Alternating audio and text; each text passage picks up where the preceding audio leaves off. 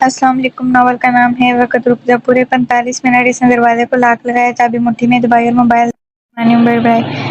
7:15 हो रहे हैं। 8 बजे तक हर हाल में घर वापस लौटना वही सुबह थी, मगर सर्दियों के मौसम में इस वक्त सूर्य नई दुल्हन की तरह शर्माता लजाता बादलों में छुपा छुपाता दिखा था, आंख मिचौली खेला था। इसने गहरी सांस ली और बिल्डिंग के पिछले गेट से निकलकर रेली रोड पर तेज कदमों से चलना शुरू कर दिया। ये इसकी वॉक का टाइम था। इसने फिर घड़ी देखी, 2 मिनट मजीद गुजर चुके थे। यहाँ से पार्क तक का सफर रास्ता पूरे 8 मिनट का था। अगर तेज कदमों से चला जाए और कभी जो कदम जरा सुस्त पड़ते तो यही रास्ता तकरीबन 10 मिनट का हो जाता था। हवा के एक तेज झोंके के साथ सूरज के नरम किरणों ने इसका इस्तकबाल किया। इसे सुबह बहुत पसंद थी। हर वक्त कुदरत लम्हा मिनटों घंटों सूरत में एक खजाना इसके सुपुर्द करती थी, जिसे शाम तक हर हाल में खर्च होना होता था। वो सारा दिन कोशिश करती कि हर लम्हा की बेहतरीन कीमत वसूल करे, जिसे कोई बर्फ बेचने वाला अपनी गलती पिलती बर्फ को अच्छे दामों में इंतजार में संभालता नहीं। उम्मीद रखता है, दुआ करता है कि अच्छे दाम मिलेंगे, मगर जो दाम मिलते हैं इस पर सौदा करता जाता है। ऐसे ही तायरा करती थी। 2 साल पहले तक वो हर अच्छे काम के लिए सोचती थी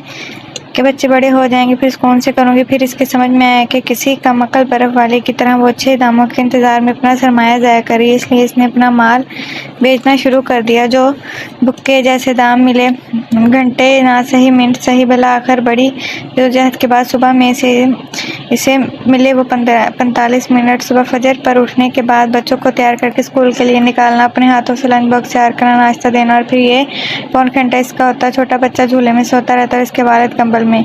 वो तेजी से अपने कनूज चढ़ाती, घर की चाबी और मोबाइल पकड़ती हाथ में और तेज कदमों से निकल जाती। अपने घर को लॉक करते हुए एक अजीब तुमानियत का एहसास होता है। ये घर जो हर औरत बड़ी जद्दोजहद और बड़तवानाई खर्च करके तमीर करती है। नामालूम किसी मनफी सोच रखने वाले फलसफी दिमाग ने औरत की बेबसी पर कहानी तहरीर की कि घर औरत का घर कोई नहीं होता। पहले बाप का घर, किशोर का घर और आखिर में बेटे का इस घर इसकी जायदाद करार ठहरती है। इस लिहाज से देखा जाए तो मर्द बेचारे तो ज्यादा मजलूम हो कि सारी जिंदगी सख्त मशक्कत करने के बावजूद ना इनको नौकरी पक्की मिलती है, ना घर में है एक हार्ट फेल, और जितनी प्लानिंग की होती है सारी की सारी फेल हो जाती है। औरतों में अचानक और कमरों में क़ियामत का तनासब कम होने के बायस बहरहाल की सूरत हाल नहीं होती। औरतों को तो सोचना चाहिए कि एक और सास होने के ऐसे से नुकसान उठाती है। घर इसका ना रहा तो फायदा है, बहरहाल दूसरी औरत रहती है, यानी बहू। हर 2 सूरत में मर्द को कुछ नहीं मिलता। बहरहाल ये मर्द तो औरत की बहस जितने कदीम है, इतनी ही मतनाज़ा भी है। इनको आपस में एक दूसरे का मददगार बनाकर अपनी अपनी फील्ड में रहने दिया जाए तो बेहतरीन माशा तख्लीक पा सकता है, वगरना नतीजा इंतजार के सिवा कुछ नहीं निकलता है। इस लिहाज से खुशकिस्मत थी कि इसके सास के ताबेदार बेटे बीवी के मददगार शोहर साबित हुए, और इसके लिए दोनों खवातीन को अपने दिल थोड़े थोड़े बड़े करने पड़े। और जहाँ इतनी बर्दाश्त ना हो वहाँ ज़िंदगी गुजारना मुश्किल हो जाता है। जेली सड़क से वो गली में मुड़ चुकी थी। एक लंबी सड़क थी जो सीधा पार्क तक जाती थी। किस ज़माने में ये मुकम्मल आयशी इलाका था, मगर अब स्कूल कारोबार करने वालों के हाथों दीगर शुमार स्कूल के ब्रांचेज यहाँ खुल चुकी थी। वक्त वैन वालों की धुआं छोड़ती गाड़ियों, दूध वाले अखबार वालों की साइकिल और मोटरसाइकिलों के शोर से भरपूर होता था। इसीलिए ताहिरा के लिए भारी होता। तेज चलने की वजह से इसका सांस फूल जाता, और जो ही गहरी सांस भरती पेट्रोल और डीजल की बदबू से भरपूर हुआ इसका इस्तकबाल करती, और ना चाहते हुए भी इसके फेफड़ों को ये जहर पीना पड़ता। रोड पर स्पीड ब्रेकर की सूरत बने छोटे से पहाड़ पर दूध वाले की बाइक जो चढ़कर उतरती तो इसके लिए इर्द गिर्द लगे दूध के डब्बे आपस में टकरा कर बहने लगे।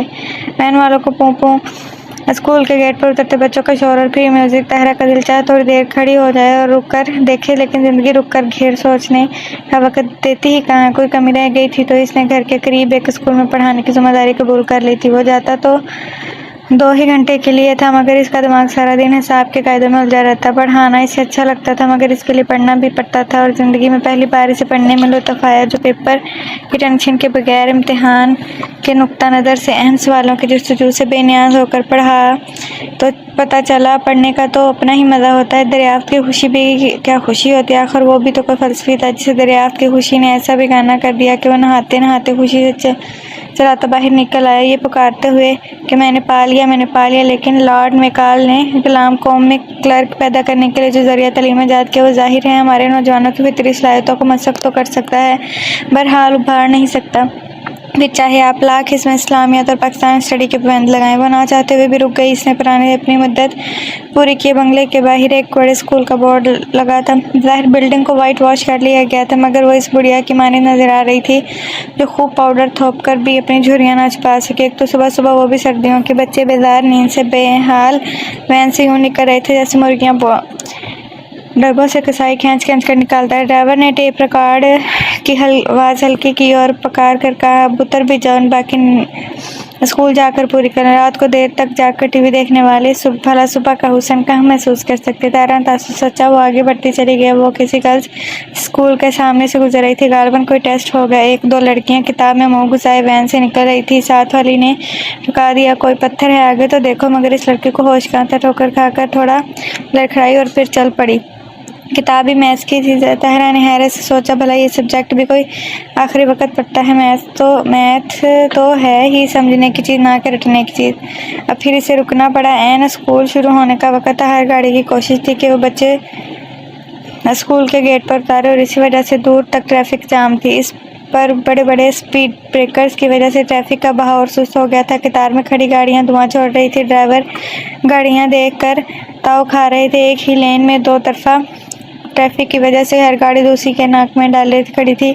हर शख्स चाहता था कि मैं निकल जाऊं, फिर चाहे ट्रैफिक शाम तक जाम रहे। तहरा ने करीब खड़े एक वैन वाले से कहा, आगे तो रोड बंद ही है, आप वैन पीछे कर लें तो दूसरी तरफ की गाड़ियां गुजर जाएं। अंदर से किसी बच्चे ने कहा, हम वैसे ही लेट हो रहे हैं, हम क्यों किसको रास्ता दें। वैन वाले ने भी बेजारी शक्ल बनाई।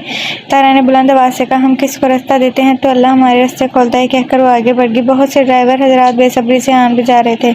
अजब अफरा तफरी का आलम था। आगे कोई किंडरगार्टन था।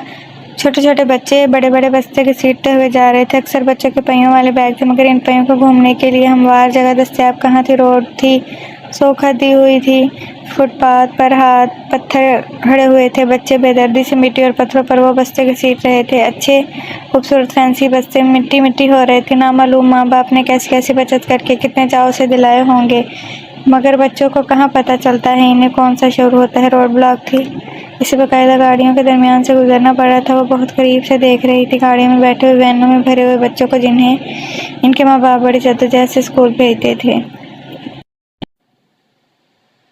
शायद दोनों मिलकर नौकरी करते होंगे, स्टैंडर्ड बरकरार रह सकता हो। माँ भी नौकरी होगी, एक दूसरे नौकर से बच्चों को पढ़ाती होगी। आजकल के दौर में उस्ताद रहे कहाँ हैं, सब नौकरी कर रहे हैं। मगर जो बात माँ सिखा सकती है वो भला 10-20 हज़ार का नौकर सिखा सकता। वो ये बात यूँ समझ सकती कि खुद पढ़ा रही थी और करीब से इसके नस्ल के बच्चों को देख रही थी। नौकरी से आकर थकी हारी माएँ या ख़ानदानी सियासत में उलझी हुई माएँ भला बच्चे की जज्बाती नशोनुमा को क्या समझे। वो तो फिजिकल ज़रूरियात ही पूरी कर दे तो गनीमत है। वो तो जानवरों की माएँ भी कर देती हैं। शेर अपने बच्चों के लिए शिकार करता है, चिड़िया अपने बच्चों के मुँह में दाना डालती है, लेकिन तरबियत इसकी किसी परवाह। सामने की गाड़ी से देर हो जाने के खौफ से 3 बच्चे उतर रहे थे। बड़े लड़के ने बेदर्दी से अपना जहाजी साइज बैग घसीटा। घड़ी देखकर इसे टेंशन हो रही थी। बैग गलती से छोटे लड़के को लग गया। इसने वहीं चीख चीख कर रोना लड़ना शुरू कर दिया। बड़े में भी बर्दाश्त कम थी, बहरहाल इसकी गलती थी, मदद कर लेता, लेकिन इसे बड़ा होने का ज़म था या इसका बचपना था।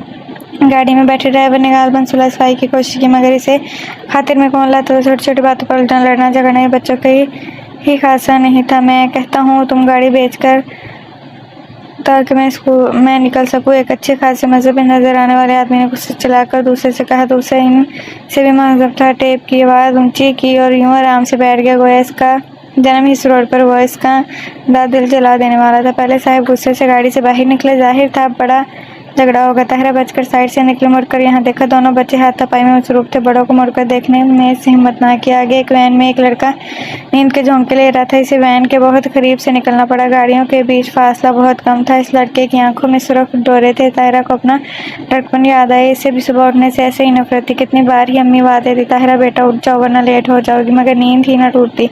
इस तो खानदान की शादीशुदा खवातीन पर अश्क आता, जिन्हें इम्तिहान की टेंशन होती ना सुबह सुबह स्कूल जाने।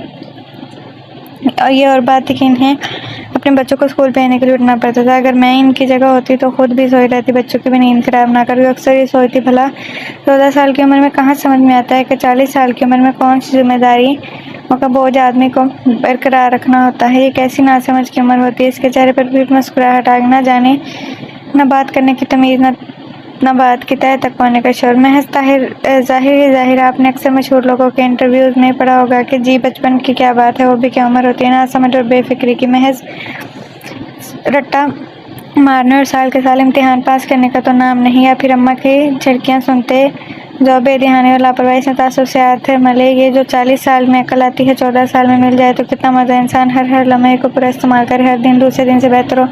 वो 2 दिन एक से गुजरे तो अफसोस हो। इसने फिर पलट कर देखा, दोनों आदमी हाथापाई कर रहे थे। दूसरी तरफ दोनों लड़के लड़ कर थक हार कर अपने स्कूल की तरफ रवाना हुए थे। बाद लोग 40 साल की उम्र में भी 14 साल की अकल लगते हैं, वरना यूं बच्चों की तरह ना लड़ते। पार्क चंद कदम के फासले पर रह गए थे। इसने सोचा पार्क में जाकर खूब गहरी सांस लूंगी, कम से कम इस डीजल भरी फिजा से तो निजात मिलेगी। मगर वह अफसोस, मोबाइल की घंटी बजी। इसने जल्दी से बटन दबाया। इसके शोहर उमेर की नाट भरी आवाज़ आई तो हेब उठ गया है, फौरन पहुंचो, आज फिर हिसाब खराब हो गया है।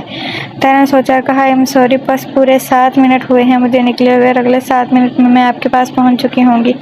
इसका हिसाब अच्छा था, मगर कभी कभी मार खा जाता है। बच्चों के मामले में अच्छों का हिसाब खराब हो जाता है। तो फिर एक ही नई मैथ्स की टीचर थी ताहरा। मैं इसे वापस मुड़ गई। वापसी का सफ़र तो हमेशा ही मुश्किल होता है। वापसी भी दुआ भरी फिजा, वही बार बड़े लोग फट पड़े को तैयार।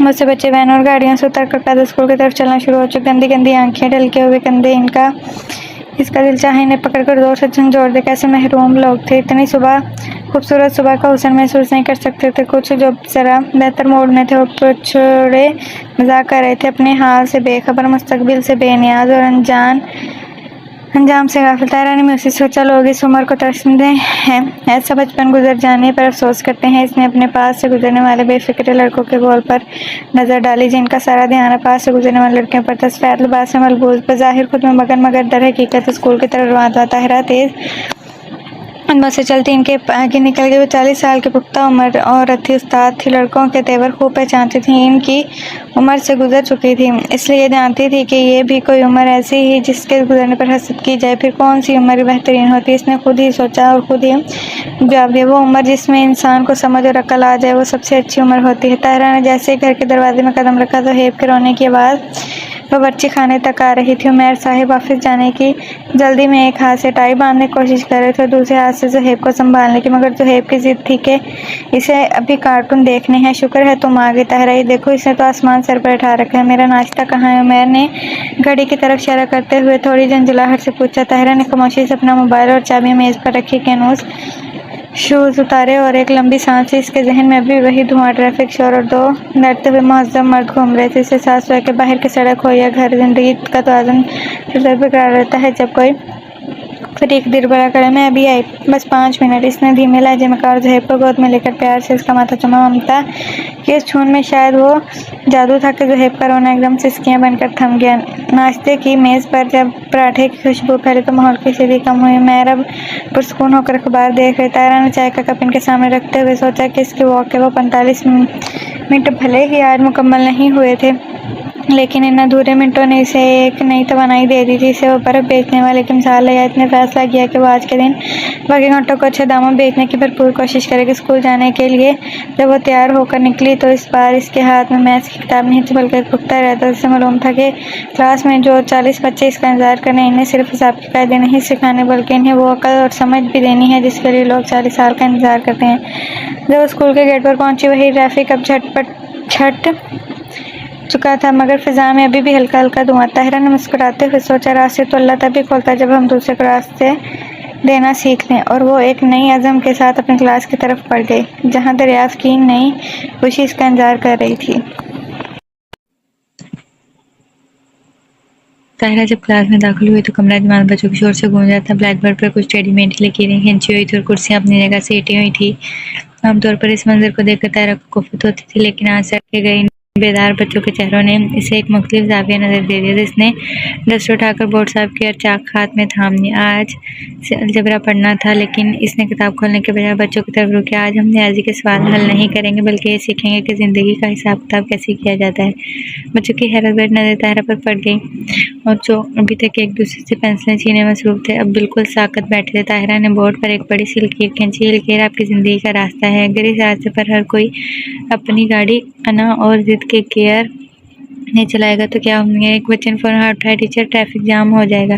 ताहिरा मुस्कुराई, बिल्कुल, और हम सब ज़िंदगी इसी ट्रैफिक जाम में फंसे हुए हैं। हमें लगता है कि हम दूसरे को रास्ता ना देकर जीत रहे हैं, लेकिन हालांकि हम अपनी ज़िंदगी का सबसे कीमती सरमाया यानी वक़्त हार रहे होते हैं। इसने एक एक करके बच्चों को समझाया कि कैसे छोटे छोटे झगड़े और बेसब्री हमारी ज़हनी नशोनुमा को रोक देती है। इसने इन्हें इस बर्फ़ वाले की कहानी सुनाई जो पिघलते सरमाए को बचाने की कोशिश में था, और इन बच्चों को जो अपने कीमती बस्ते मिट्टी में घसीट रहे थे।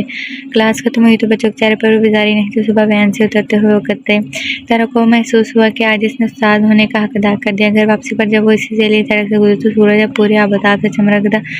स्पीड ब्रेकर जिस पर सुबह दूध वाले की बाइक उछली थी, अब इसे पहाड़ नहीं बल्कि एक छोटा सा पत्थर लग रहा था। इसे एहसास हुआ कि जब इंसान का अंदर रोशन हो जाए तो बाहर की तलखियाँ अपनी अहमियत खो देती हैं। घर के दरवाजे पर पहुँच कर इसने वही चाबी मुट्ठी में ली, मगर अब इसके बारे में दिल हुआ हड़बड़ाहट नहीं बल्कि एक अजीब सा सुकून था। इसे मालूम था कि कल सुबह फिर वही 45 मिनट मिलेंगे, वही धुआं होगा, वही शोर, मगर अब वो इन लम्हों को पिघलने नहीं देगी। इसने पा लिया था कि ज़िंदगी सिर्फ जीने का नहीं बल्कि हर लम्हे की कदर करने और इसे समझ के साथ गुजारने का नाम। दरवाज़ा खुला तो ज़हीब दौड़ता हुआ इसकी तरफ आया। ताहिरा ने इसे गोद में उठाया और एक लम्हे के लिए रुक कर अपने घर की दीवारों और देखा। ये घर अब इसे महज ईंट का पत्थर का ढांचा है बल्कि अपनी तमाम तरनाई मोहब्बतों का समर लग रहा था। इसने सोचा उसका घर वही होता है जहाँ इसे सुकून मिल जाए, और मेरा सुकून मेरे इस शऊर में है कि मैं कौन हूँ। ताहिरा की ज़िंदगी अब भी वही थी, मगर इसका देखने का अंदाज बदल चुका था। अब वो हर सुबह सूरज के साथ आंख मिचौली खेलती तो इसे एहसास होता कि वो वाकई खुशकिस्मत है कि इसके पास वो अक्ल है जो हर उम्र को बेहतरीन बना देती है। अल्लाह हाफिज़।